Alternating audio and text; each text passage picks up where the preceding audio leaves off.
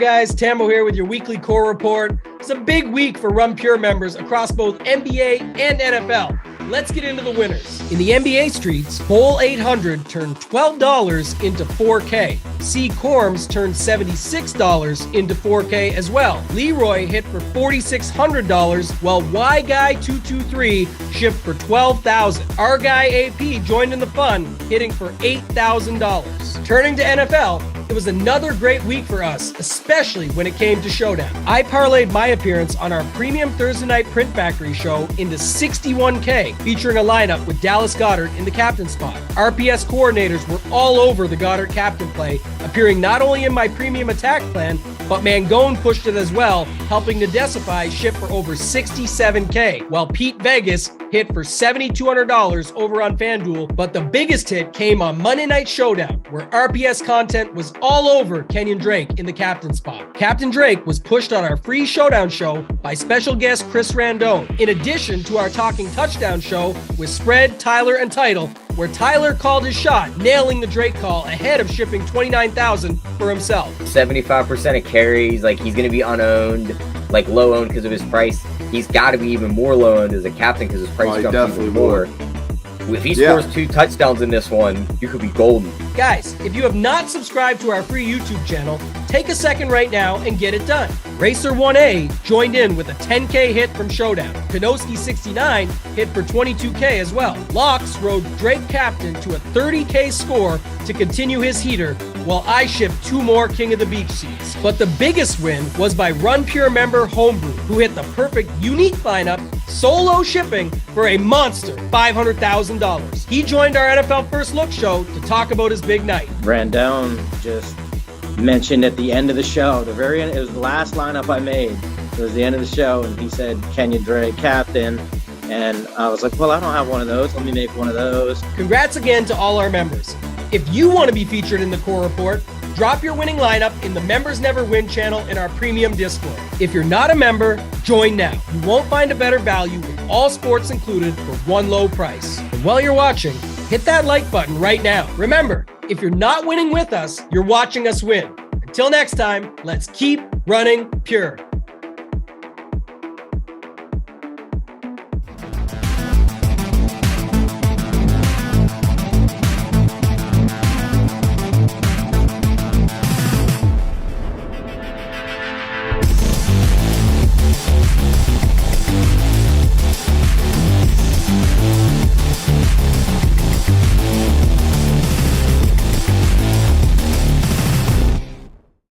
What's up, everyone? Tyler Tamboline here, aka Toe Tag and Tambo, back for the final edition of the Strokes Gained show for the swing season for PGA. Not forever. We'll be back. Regular season, January kicks off, but I'm here with my guy, as always, Kurt.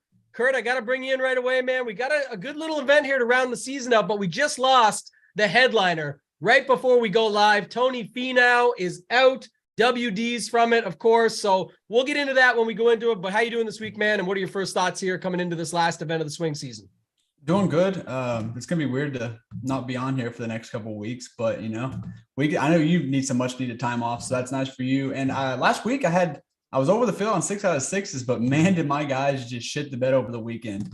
I had almost 2.5x the field on 6 out of 6, and I had nothing to show for it. But we live and we learn. That's the way it goes. I know last week you were pretty good. I had a good week overall. Again, really close call in the $88. I think I got 5th or 6th there. Decent run, 48th or something in the $20. Nothing to write home about, but for me, it was Pendrith. Went completely downhill. We'll talk about him in this field, of course. And then Steele played worse on the weekend. I mean, he withdrew with a back injury. I think he might have saved me by WDing on Sunday and not finishing out his round. He kind of just stayed at the points he was at. He was going backwards quick. So I'll take it. It is what it is. We take that week and move on. Good week overall. Hit the Finau winner last week. Speaking of Tony Finau, 25-1. So that was back-to-back weeks. Had Henley the week before. Finau last week. Put it in the Discord right away over at Run Pure Sports last week. I said this number, basically it just looked disrespectful. They had Aaron Wise ahead of him. They had Denny McCarthy right on his ass. I was like, this guy won 2 of the last 6 events. And I just thought he was the better golfer. So we put him in. He won. It worked out. So happy for Finau. Now this week, we got to reassess. First thoughts here, Kirk. I'm sure you looked at the course stats. We got a lot of history at this course, right? We know it's not quite, one of those, it's not one of those courses that you need to be super long off the tee or, have the complete all around game. It's just fairways, greens, make some putts, all that stuff. Short game is good to have. But what's your thoughts on this course and this event as we go into the last one? I mean, it's an old man course, so like you don't need distance. It's just like, just get it in the fairway and then it becomes a putting contest. So that's how I'm playing it. I mean, in the course history, I think I wouldn't play too much into it, but I'm going to play a little bit more than what I usually do, especially after the Tony news. So yeah, that's what I think about it. Yeah, Kisner, Webb, some of the big ones up top that you'll see that people will talk quite a bit about when it comes to that. Zach Johnson down at the bottom. We have a pretty big misprice.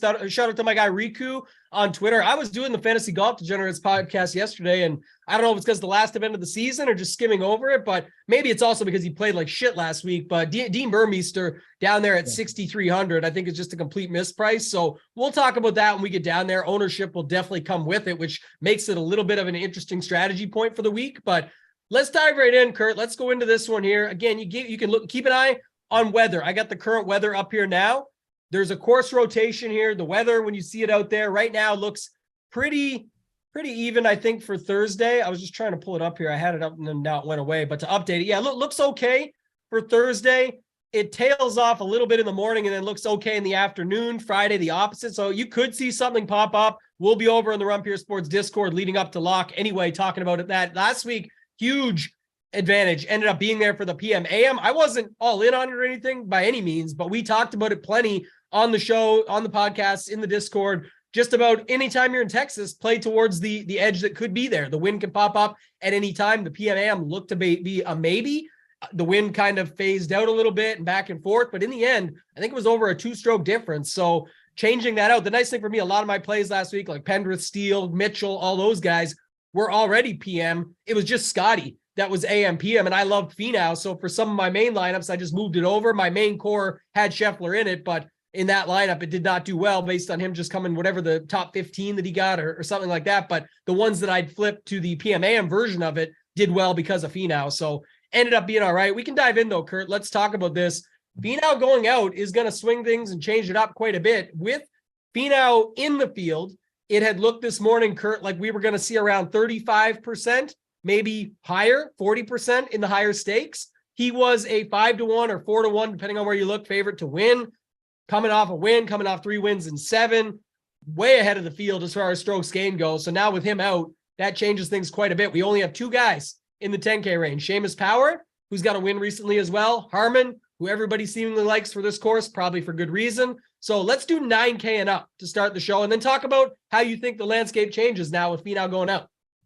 Yeah, so for me, it doesn't. I just now told you, and you thought I was crazy. I wasn't going to play Tony. It's not because I don't think he can go back to back. I think he easily would have crushed here, but golf's so volatile. I wanted to get weird in the last event before our break, so I was just going to fade him just for, I don't know, maybe he has two bad holes and he just packs it in because it's about to be extended break. So I wasn't going to play him.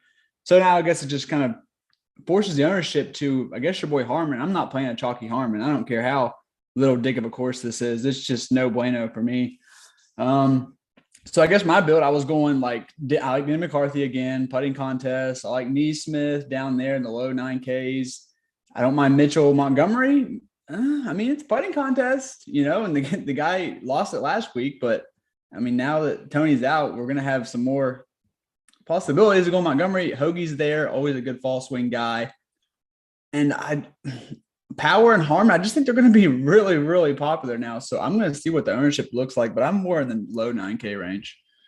Yeah, well, I was playing Finau for sure. I said in the chat, horrible fader. Kurt wanted to lose money. Finau's going to be like 35%. He was 4-1 to win in some places. I think it was going to be a great spot to go back. Again, you have to remember this. People always say and do. I think it's bad. Good little strategy tidbit to leave the season with.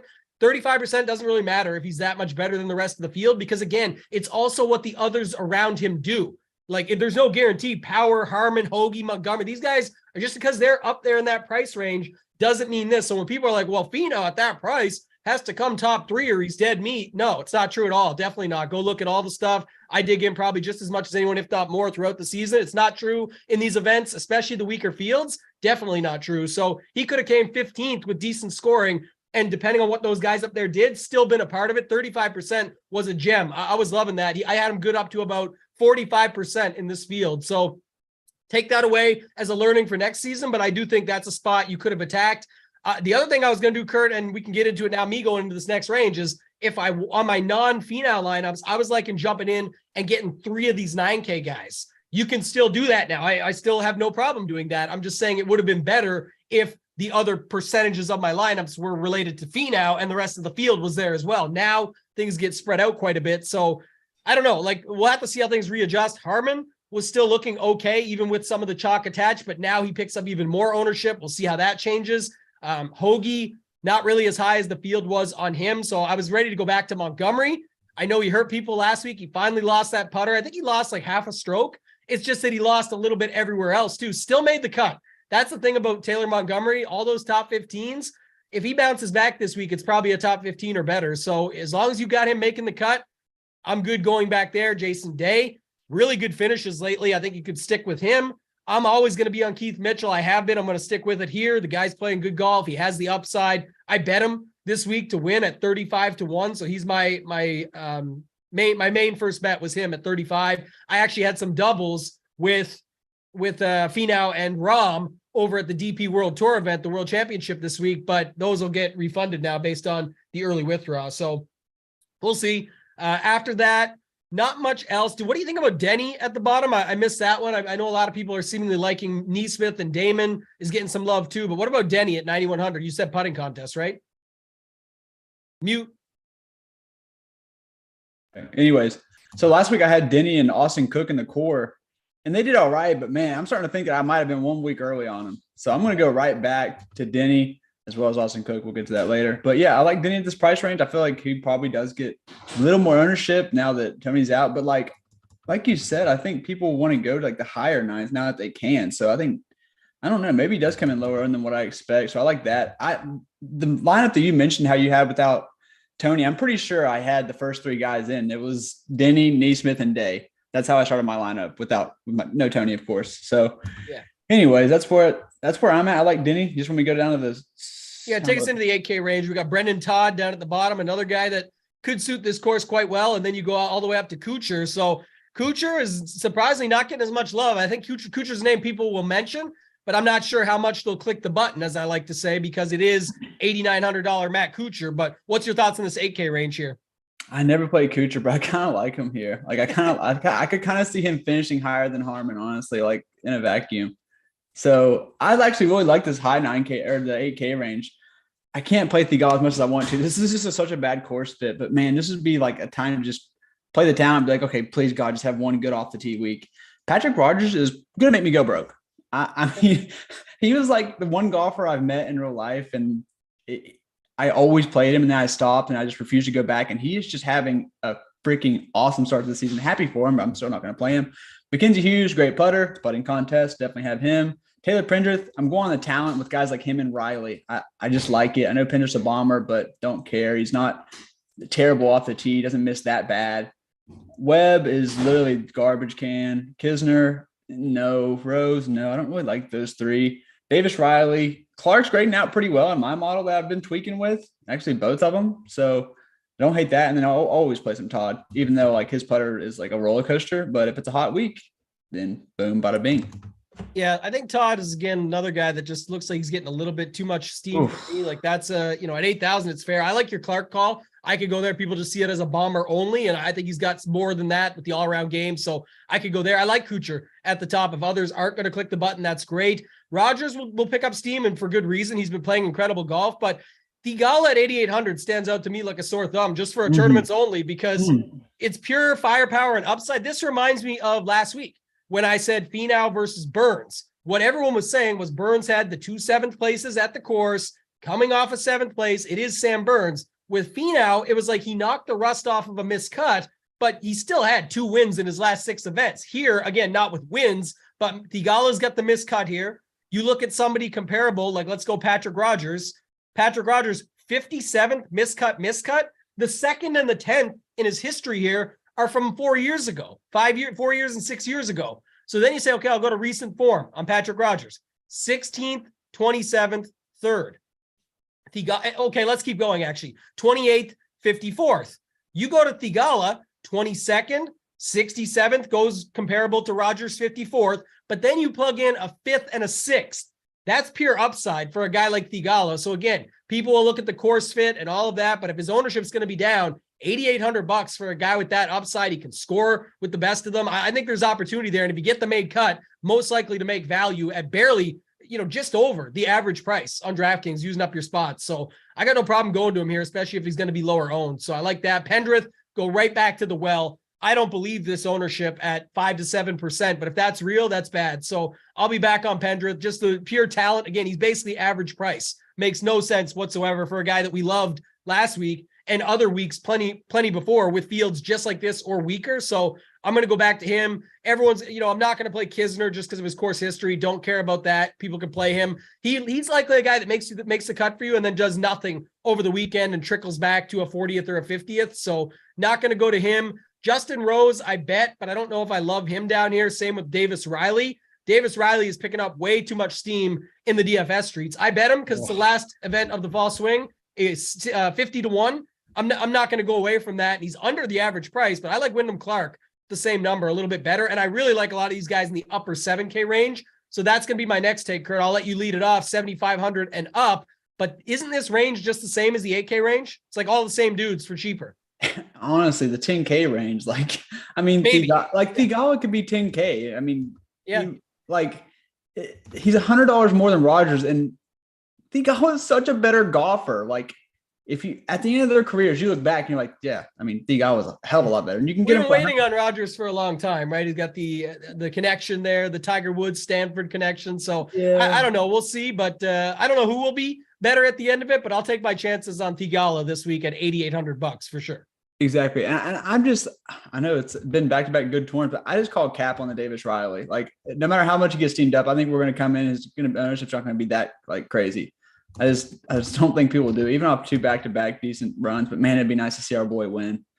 But I can't play him. That's why I bet him, man. Like, even if I don't know, he feels bad even at 12 to 15% when you've got all these guys in the 76, 77 up to 7,900 range that are for some reason coming in at like 8% owned, 5% owned in first run. But still, not like they're all going to pick up steam. They can't. So I just think there's so many guys that are so similar for way less ownership to give you leverage and be able to find your way up to the top in these large field tournaments. Yeah, I feel that. I mean, I'm always an ownership guy, so I'm done with that. Taking it down below Putnam. Not sure what he's coming in at, but I like him. I feel like he's been playing good. Just the putter was 1 week was just meh.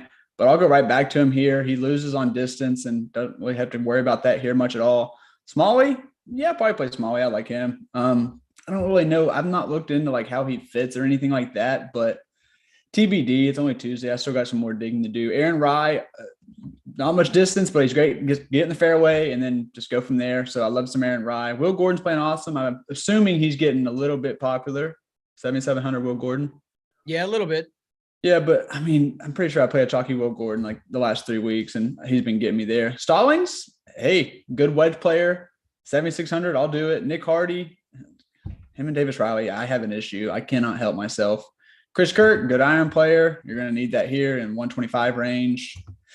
Lipsky, no. Poston, I don't know. I only play Poston in certain places. There's 3 courses where I always go overweight on Poston, and it's helped me in the past. Not here. Taylor Moore, I'll go right back.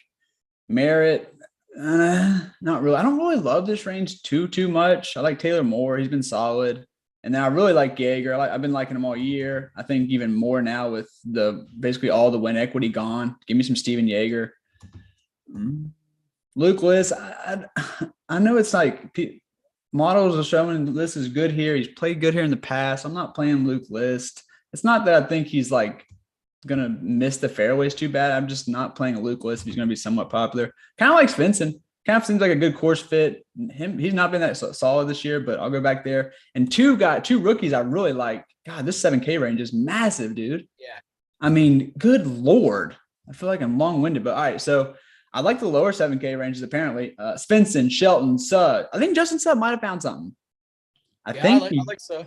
Hey, he might have found something. I'll go there. I'm gonna let you take it away because Jesus, this range is. There's a lot of guys in this range for sure. That's good. Yeah. Good breakdown there. If you guys are just joining us, we appreciate you watching here with us. Do us a favor, hit that thumbs up, hit that like button for us. hit the subscribe if you want access to more free shows like this. I know our guy Matthew Moore just came in the chat, said I can't miss this show every week. Thanks, guys. We appreciate you. Thank you for joining us. And we'll have the show back in the swing season. Once the swing season ends this week, we'll have the show back in January. Like always, we'll have a Tuesday Strokes Gain show and then a Wednesday premium show over at Run Pure Sports where you'll want to be a member. You can sign up now, all sports, one price. So for example, right now, you've got obviously NFL going on, NBA just absolutely crushing it off the start. Now we've got things that are coming up. We had UFC event just passed. We got big World Cup stuff coming up for soccer. Sorry, next week. This is not like other sites. You don't just buy in and then, oh, now you need to buy the soccer package, or do you want this? Do you want that? You get everything. It's all sports, one price, full access in the Discord where you can be in the soccer channel and then click 2 seconds over to the golf channel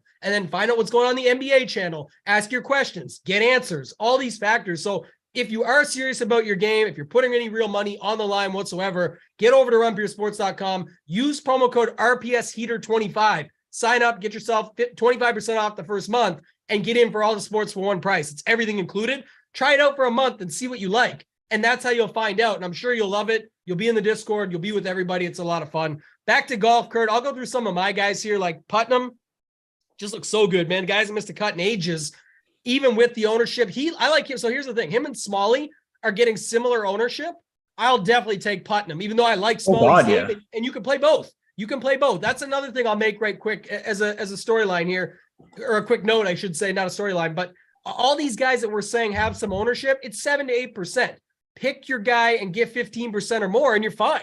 You don't have to fade a guy because he's 8%. We're not saying that. I'm saying when you've got all these guys like this, I like to still take some stands and make some spots here. For me, I got it right now, Putnam better than Smalley with all my stuff, making more cuts, the upside the same, all of that. And he's basically coming in at the same ownership at the same price. So, I like JJ Spawn and Aaron Rye. That's two guys that stand out. I'm with you on Stallings. Haven't decided on my guy, Nick Hardy. I was thinking like Justin Suh has been the same dude. And like you said, maybe found something for less money. So I kind of feel that way there. JT Poston, our guy, Mark Costi, came into the chat. Everyone's been telling me this all week, and I know it, but just reminded me of it, I should say. Poston home course. Poston home course. Well, he hasn't posted any numbers. When's that ever failed us? You want to see this numbers, this setup for Poston here? It's so bad. What is it? I just had it up here, but I'll pull it just so we can, make fun of it. Miscut. Good job on the 14th place. Miscut. Coming in off a miscut. Before that, a 67th and a 20th, and then a miscut. So I don't know, we can keep playing him. I'm not against it. If you want to see that maybe it's his boom year and it goes off here, I'll see how the numbers shake out. If he's getting no ownership because of that, then yeah, I know he's got the talent and he's able to find. He's a tour winner. When he won Sedgefield at the Wyndham that year, it was bogey free. Very impressive, tough place to do it at. So, he can find his way around. I don't hate it. I'm just saying when everyone reminds you of the narrative, and if that comes with the ownership, I don't want it. Right now, he's showing 5%. I'll play him with you. I'm just telling you that don't get hung up on that. I'll play him because of ownership and talent, not because of it's his home course. It really hasn't helped him that it's his home course is how I would best say it. Lipsky continues to treat me well. Chris Kirk, another guy. Realistically, I get it. There's other guys that are better than him up there, but what is the difference between Chris Kirk and Brian Harmon? Same dude to me. $7,600, Chris Kirk. You can play them both together, but I'm just saying that's why I'm loving this range so much. Steven Yeager, not going away from him now. He's been starting to reward us a little bit, so I like him. Lee Hodges, maybe people come off him now. I think he's still good at 7,300. Some of those rookies I'm with you, but more so Svensson than anybody in that $7,200 range. It's just sets up well for a course like him. Suh, who we mentioned, but Svensson, fairways, greens, can he make a putt? Nobody knows, but we play him because he's not that owned. And if he does make those putts, we can get a good weekend out of him at that price point. So I don't hate that. Man, not much else. I think after that, I would go down to my guy, Sam Ryder or Patton Kazire. Those two guys, even Knox played well last week, but I don't like him as much. So Ryder, Kazire, those two guys round out the 7K range for me, Kurt. Any others in the 7K? Hubbard, by the way, withdrew yesterday. We knew it was coming. His brother last week had put it up on Twitter when he got DQ'd for putting the extra driver in play. He said he's got a kid on the way, I believe was the reasoning. He wasn't going to play golf competitively for a little while. So why not just try out the new club? And he was going to miss the cut anyway. So why not just get DQ'd? Who cares? But either way, who do you like down here in the bottom 7K range? And if nobody else, you can then take us into the 6K range. Yeah, not much else to say. I like Kazire and Ryder. I'm with you on there. I actually do like Knox a little bit. Graded out well. Huh? He's okay. Yeah, like he Oh played yeah. last week. So. I thought you said I was on mute again. I was like, God bless. No, you're good. You're good. But yeah, not much else here. Let me go down. Wait, is Ben Griffin was 7,300, wasn't he? I think he is. Yep, 7,300. Yeah, 7,300. I like Ben Griffin. I'll take it down here. I mean, this is going to be an obvious one, guys. Here, John Huh. I mean, I love this course fit for John Huh. There's not many Asians in the field this week that I trust too much, so I'll be definitely going some 6,900 John Huh. These 6,900 guys are treating me well. Callum Tarrant, whew, he's looked terrible. Hadley, I like Hadley here for the putting, but man, he's been bad off the tee. That seems like something he can fix here. He's not usually this bad off the tee, but lately it's not been great. But I will go back to Hadley. And then Austin Cook, playing well, 6,800. I will go right back there. I might actually court him again. Putter's on. He loses on distance, but I mean, he puts it in the fairway. It's just a perfect course fit for him. And the guy's hot right now. So why not at 6,800? Streb 6,700 is a guy. I'm not going to have much down here because I won't need it, but like Streb's one here. I'm not playing too much in the course history, but I like it. T Dunks, he's been hitting fairways. I'll take it. I probably only got like one or two more down here. Like you said, I think with Finau, if God bless, why'd they price him way down here? Who, Burmeister? Yeah, like what are we doing? I mean, like. That's crazy. I mean, he would have been an absolute lock with Finau, I feel like, because he gives you so much like flexibility. I'll still go to him, even though I won't need it as much, because I feel this is I'm not in a meeting this week because I have so much going on. You got World Cup starting. I've just got way too much money invested, so I'm just going to do like 20 max and stuff. But I don't care to leave. If I'm doing my 150, I'd probably set a salary limit of like I'll leave 2,500, and I'd not care about it. Maybe even 3K, honestly. So yeah, I don't have too much down here, but just know that you don't really need to like Burmeister can be 75, 8K in this field. So you playing the drums over there, Kurt? No, is it this? Yeah, it's in a mouth. Yeah, I was kept hearing it. But by the way, you're naming winners because Streb, 2-time winner at this course. T Dunks, winner at this course. Your boy, you might not even have known this. Your boy Austin Cook, 2018 at this course. Yeah, okay, you didn't know that one. All right, we're good. We're on the same page now. So yeah, I like that call. Going back to former winners, obviously the course does set up for something for them. I mean, that's something to talk about for sure. But just going into the range, I don't like John Huh as much. I think someone watching this for the first time probably thinks you're crazy when it's like, hey, I got to find an Asian down here. Like they don't even know you yet. So good introduction for the first time viewers. But going down, one guy I did like here, I just had it, man. I keep losing my place, but Ryan Armour. He's 6,800. He sets up so well. I know he's missed the cut here last couple years, but coming in off a 27 and a 21st. Before that, he had a couple missed cuts, but then it was a 13th, a 5th, and a 22nd. And before his two missed cuts here, obviously the stats set up well. It's fairways, greens, etc. Like that's what he does. But old guys, you talk about that. But before his two missed cuts here, 23rd, 15th, 37, 36. So not all about the course history, but I named all the other reasons why as well. So I think it's 6,800. He's interesting. Who's the other guy here? Michael Thompson. He was another guy I want to look up, so I'll do it while we're here. Everyone's talking about Davis Thompson. Michael Thompson, 57, 68, 17, 13th, 4 of his last 5 years, so it's not been horrible. Stats look okay to me. Again, not for the most recent stuff, but again, a guy at the price that can pop. Tyler Duncan, who you already talked about, definitely in on him. And then Bramlett played well last week. I think he's getting a little bit of steam, but not worried about that. I'll still play him. And the Burmeister thing, I guess this is the deal, right? Like you said, so you didn't need him even with the Finau lineups. We talked about all those guys in the 7K, but I think many were going to go there and play like a Finau Harmon. I think you could still do that. I'm just saying, like, he's underpriced. There's no joke about it. Like, obviously this guy at 6,300 is way underpriced, but if he's going to get steam to 12 to 15%, you don't have to like lock him in. I don't think that, because you can still, it's golf. He can still play bad. He's 6,300. We showed lineup construction. You don't necessarily need him now with Finau out. You really like could build a lineup with just 3 9K guys, 3 7K guys, and not need to go down there. But I know you're saying he is a 7K guy, and I agree.